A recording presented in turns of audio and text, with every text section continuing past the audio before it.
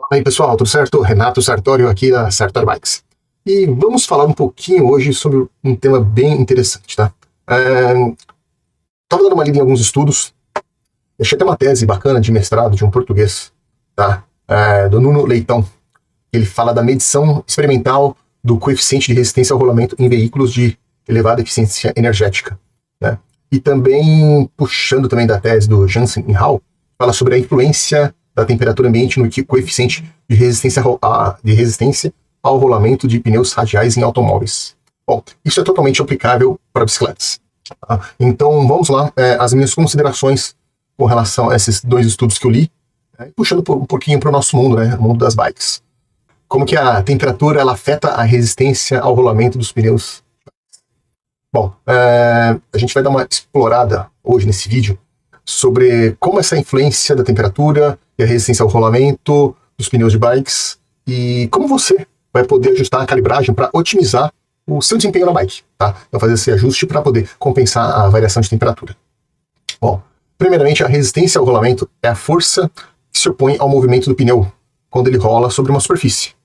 Então isso vai ocorrer devido à deformação do pneu e a deformação da superfície de contato, resultando em uma perda de energia na forma de calor. Bom, essa superfície de contato, assim, o asfalto, que se deforma muito pouco, a gente vai aplicar isso mais para se for uma situação de grave na terra, que a superfície de contato também deforma. Então, essa deformação, tá, ela vai resultar numa perda de energia na forma de calor, no caso dos pneus.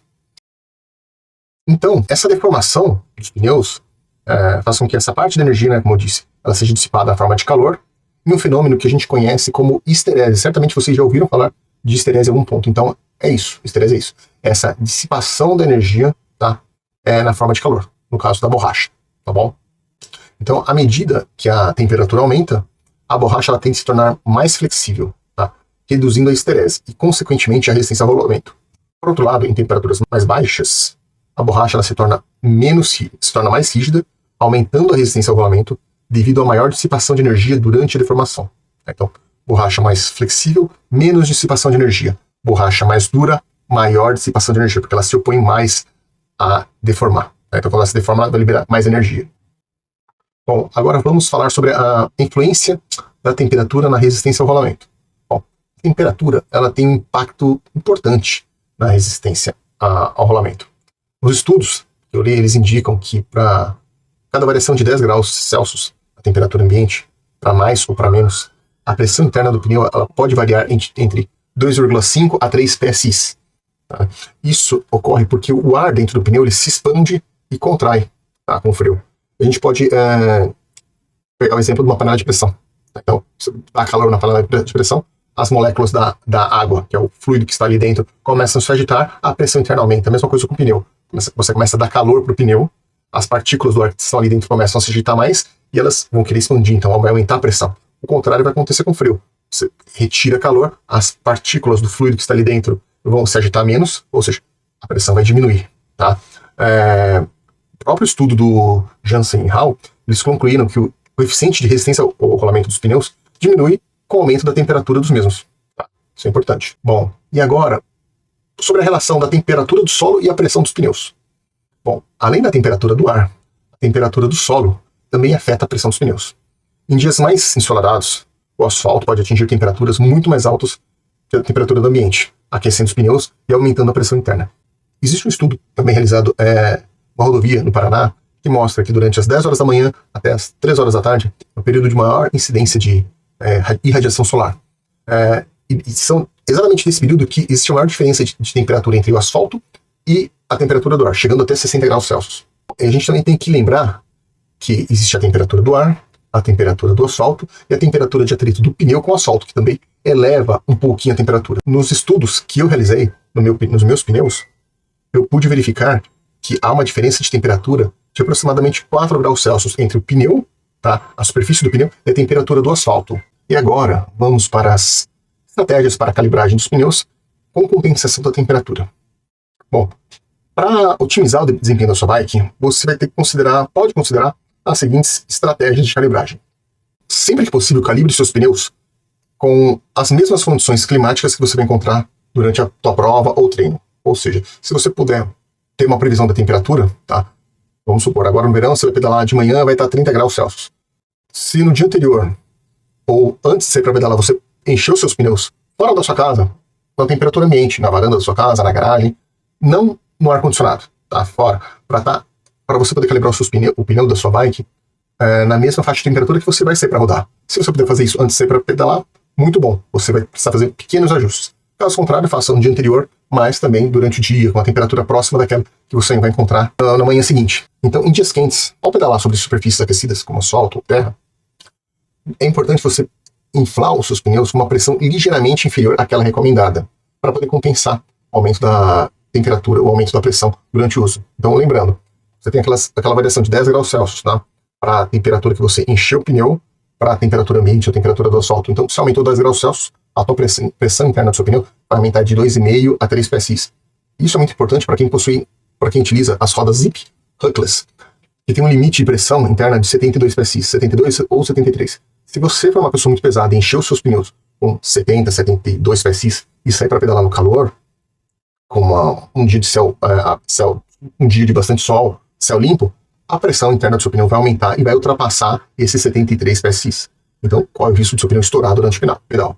Isso é uma questão de segurança, é muito importante. Então, sempre que você tiver aquela tua calibragem específica, a calibragem ideal dos pneus para você. Então, isso na minha mentoria, eu foco muito nisso. Eu pego o seu peso, a informação do seu peso, o peso da bike, o seu peso completo, tá? Como você anda, o percurso, o tipo de pneu, o tipo de roda, e eu consigo te passar a calibragem ideal para você, seja para treino e competição. Então, você tendo esses valores da calibragem ideal, sabendo qual a temperatura que você vai encontrar, se você já puder prever essa variação de temperatura, no caso aqui do Brasil, a maior parte a gente vai encontrar uma variação para mais, tá? Então você sempre encher o teu pneu um pouco menos. Por exemplo, se você for uma pessoa um pouco mais pesada e utilizar a roda Zip Huckless, e se a sua pressão ideal dos seus pneus seja de 71 PSI, eu vou te passar. Sua pressão na roda dianteira é tanto, 71, e na tua traseira é 72, já está no limite.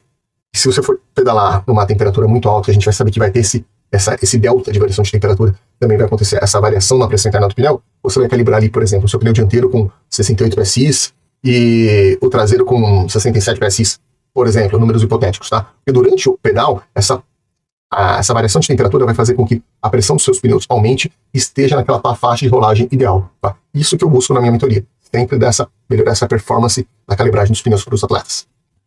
Bom, e outro ponto importante é poder monitorar a pressão dos pneus. Como que você vai monitorar a pressão dos pneus? Bom, você pode fazer isso ao encher o pneu, tá? Com uma bomba que possui um manômetro regulado.